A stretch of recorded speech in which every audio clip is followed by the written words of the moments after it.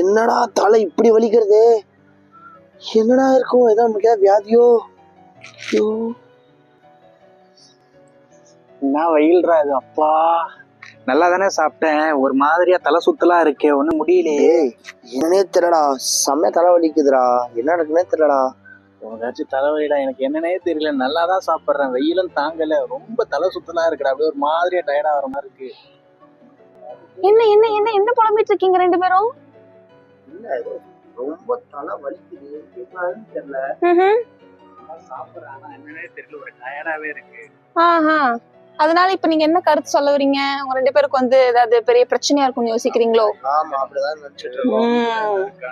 போதும் போதும் போதும், ஒரே நிமிஷம் தண்ணி குடி. ஒரு நிமிஷம் தண்ணி குடிங்க அண்ணன். நீங்க குடிங்க. இப்போ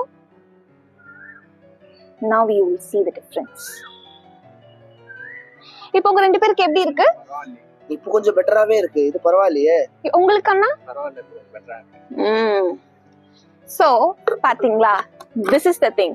இப்போ நம்மளுக்கு சம்மர் சீசன் ஸ்டார்ட் ஆயிருச்சு. சோ இந்த அண்ணாக்கு என்ன ஆச்சு? he was very tired, fatigue. எனக்கு ஏதாவது பிரச்சனையா இருக்குமோ, இல்ல என்ன பிரச்சனைன்னு தெரியலன்னு இருந்தாங்க. இவங்களுக்கு எனக்கு தலைவலிக்குது வேற ஏதாவது பெரிய பிரச்சனையா இருக்கும். But the thing is, when your body is dehydrated, you will have all these symptoms.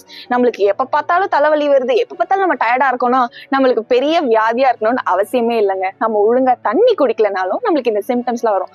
So just remember, you need to stay hydrated. God bless you.